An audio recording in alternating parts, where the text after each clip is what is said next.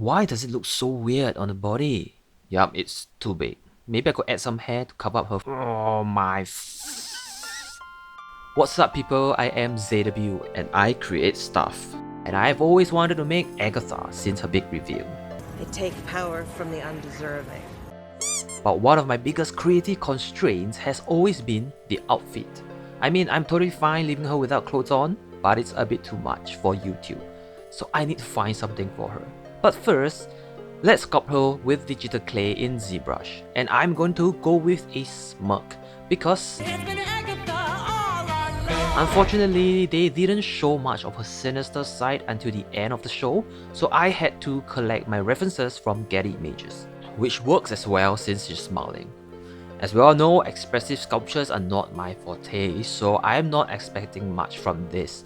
But I do want to try hair rooting again, cause the last time I promised to do hair rooting, I kinda slacked off, and the last time I actually did hair rooting wasn't much of a success. So here's the digital foundation for the hair, and that should guide with the rooting later on. The idea is to mark out the parting for her hair, indicate where her little widow's peak is, and to bulk up the overall shape to get some volume to avoid wasting too much real hair.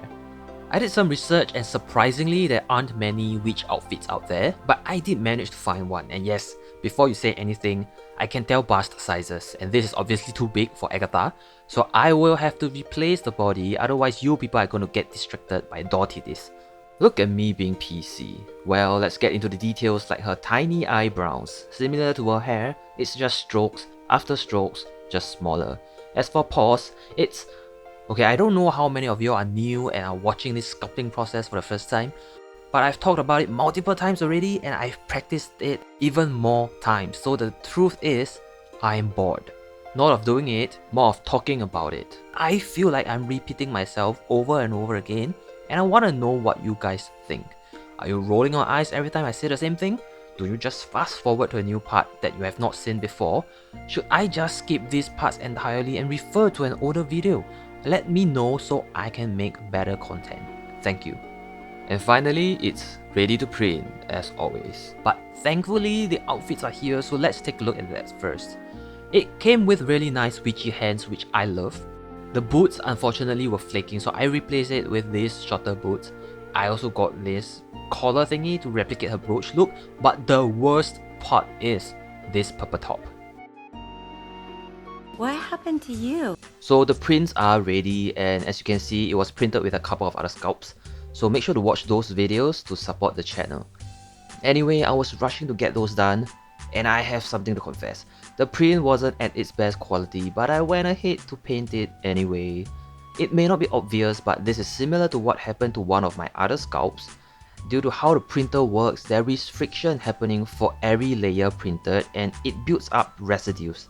These are formed when the resin tank rubs against the laser unit, and if you don't clean this up regularly, it blocks the laser and messes up the print, which is what happened to Agatha. I usually paint all my heads at the same time, and I didn't want to wait for a new print, so here we are skimping on quality.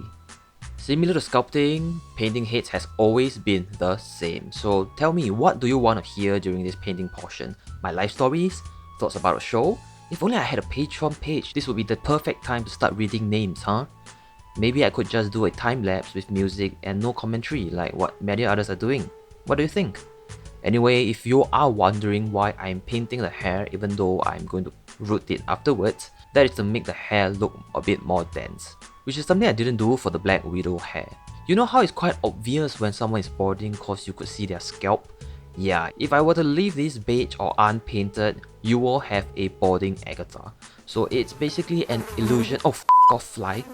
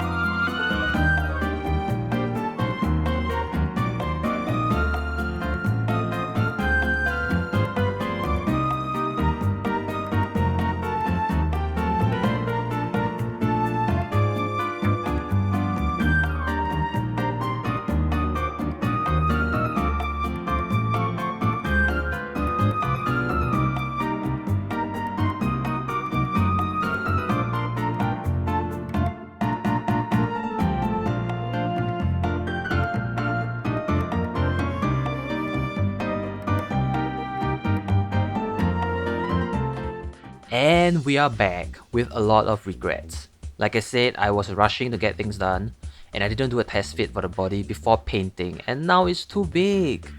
It might be the body. Nah, the head is definitely bigger than regular female heads. But I could change to this body which was meant for pepper pots because you know, sporty outfit, muscular body.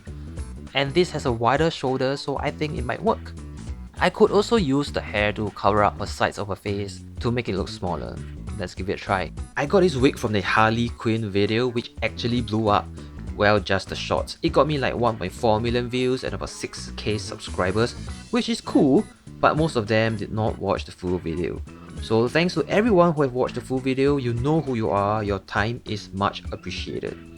The point is, I realized that I could just use this as a guide to hair rooting. Look at where all the hair strands are strategically planted. We could imitate that and get a good result. This is all we need for hair rooting: lamphor and glue. Place a little glue and stick on the hair. That's it, easy peasy. I swear if you think I'm doing this on purpose just for content, thank you for having faith in my skills, but the truth is I'm just that bad.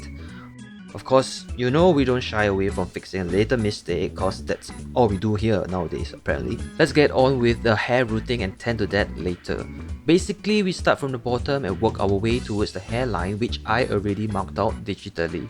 I usually use my thumb to secure the hair to the back cause you don't really see the mess at the back, and all you need to do is to cover the entire back in a straight line formation, then move upwards to do another layer. For the front, I use a toothpick like this cause it's more delicate. Then we can snip off some stray hairs and finish off by tucking the hair in. To fix that little blemish caused by the glue, it's really not that hard.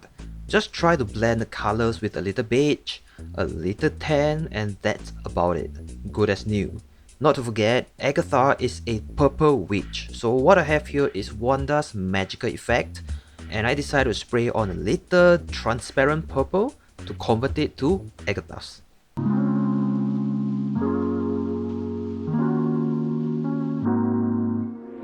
Well, I'm not gonna lie, this video took a while to get edited cause I'm just not as inspired to tell a story if the process is the same, which is inevitable because I follow the same basic processes for 1/6 skill customizations. So in order to learn new skills, I plan to diversify and start customizing on all kinds of toys, and I hope you will stick around for that change. If you are new, subscribe, and I will see all of you next time.